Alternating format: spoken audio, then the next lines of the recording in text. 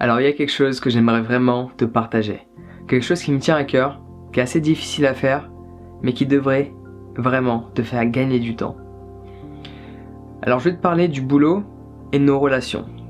Relations amicales et surtout intimes.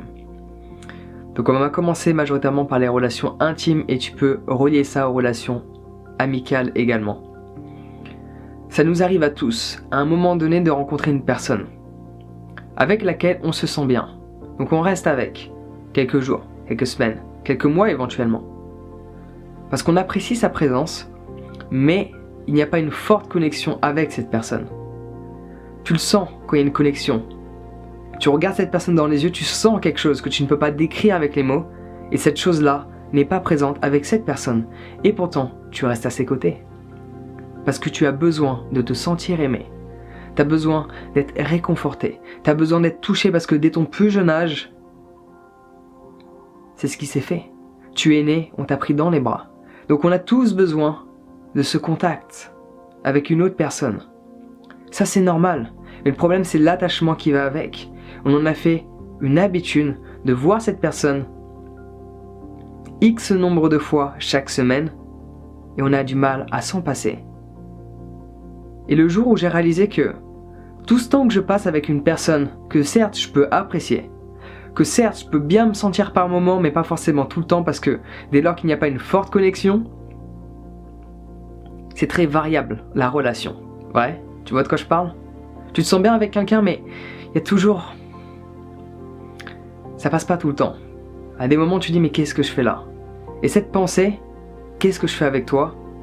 Pourquoi je suis à tes côtés? Pourquoi je suis ici? Si tu as ce genre de pensées qui arrivent assez fréquemment, il faudrait peut-être les écouter. Mais vu qu'on est attaché, qu'on a besoin de ressentir la présence de cette personne parce qu'on en a fait une habitude d'être à son côté, d'être à ses côtés, donc forcément, ça devient problématique de s'en séparer.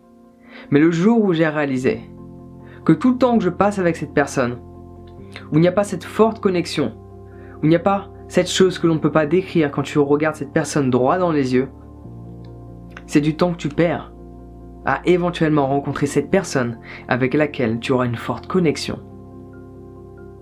Donc est-ce que cela en vaut la peine? Je suis pas là pour te dire, mets de côté toutes ces personnes avec lesquelles tu n'as pas de forte connexion, tu fais ce que tu veux, je t'apporte juste une idée. Juste que tu réalises qu'à chaque fois que tu passes du temps avec des personnes qui ne te correspondent pas pleinement, qui ne respectent pas tes valeurs les plus profondes, qui n'ont pas la même vision de la vie que toi, qui voient les choses complètement différemment et même que cela te dérange intérieurement, mais tu restes à côté de ces personnes-là parce que tu n'as pas envie d'être seul. Sauf qu'il y a uniquement en créant de l'espace que quelque chose de nouveau peut émerger dans ta réalité. Dès lors que tu arrêtes de traîner avec le même groupe d'individus et que tu te retrouves tout seul à un moment donné, et que tu continues d'aller dehors et de rencontrer de nouvelles personnes, à un moment donné, tu vas rencontrer d'autres personnes. Et dans ces nouvelles personnes que tu vas rencontrer, il y en aura sûrement quelques-unes ou quelques-uns, tout dépend de tes préférences, que cela soit amicalement ou intimement, des personnes où tu vas ressentir cette connexion. Et quand tu ressens cette connexion, tu te dis mais pourquoi j'ai passé tant de temps avec cette personne à perdre mon temps? Pourquoi rester avec une personne avec laquelle tu ne te sens pas connecté? C'est ça la question que je te pose. J'ai pas la réponse, mais je te pose la question. Qu'est-ce que tu en penses? Est-ce que cela en vaut la peine? Parce que c'est ta vie. À l'heure actuelle, ce que tu expérimentes, c'est ta vie.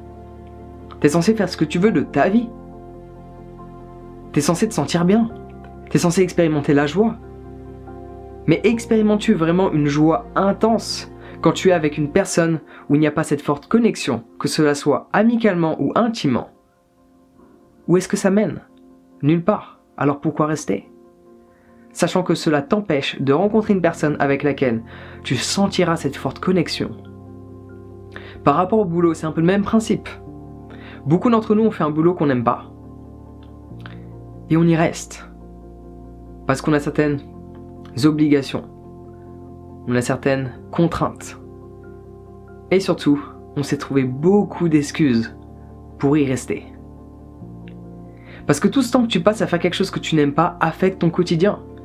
Si 7 à 8 heures par jour tu fais quelque chose que tu n'aimes pas, comment veux-tu bien te sentir le reste de la journée?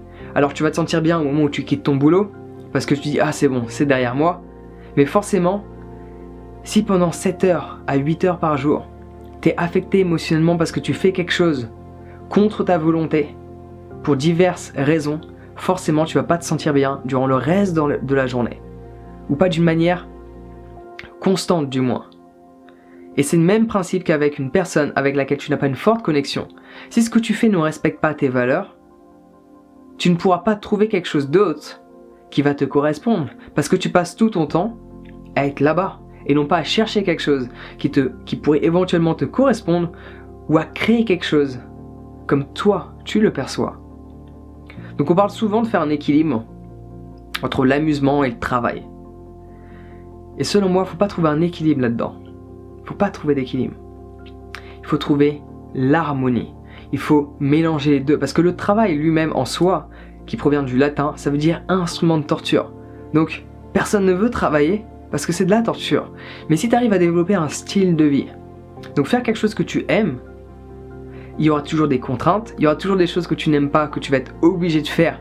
Mais si ces choses que tu n'aimes pas faire t'aident à apprécier davantage ce que tu fais, là ça devient intéressant. Là ça veut dire que tu assembles tout. Tu assembles le plus et le moins. Tu assembles le fun et le moins fun. C'est ce qu'on appelle créer un style de vie. Vivre d'une de ses passions. Vivre de quelque chose que l'on aime.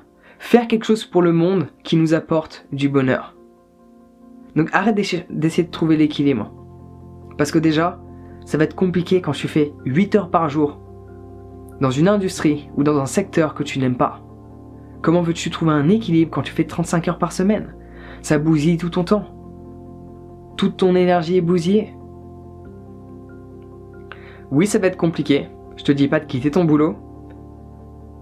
Si tu n'aimes vraiment pas. Si, le soir, dès lors que tu vas coucher, tu dis merde, faut que j'aille bosser demain. C'est pas bon signe. Si tu te réveilles le matin, tu dis merde, faut que j'aille bosser aujourd'hui. C'est pas bon signe. Pourquoi faire quelque chose constamment, tout le temps, quelque chose que tu n'apprécies pas, sachant que cette chose-là que tu fais constamment t'enlève des opportunités de faire quelque chose que tu aimes? Est-ce que cela en vaut la peine? C'est à nouveau la question que je te pose. Est-ce que cela en vaut la peine? Tu as tant d'heures à disposition chaque jour. Qu'est-ce que tu fais de ces heures dont tu disposes? Pose-toi cette question. Donc sur ce, passe une bonne journée ou une bonne soirée, tout dépend de l'heure qu'il est. Prends soin de toi et fais de bons choix. On se voit bientôt.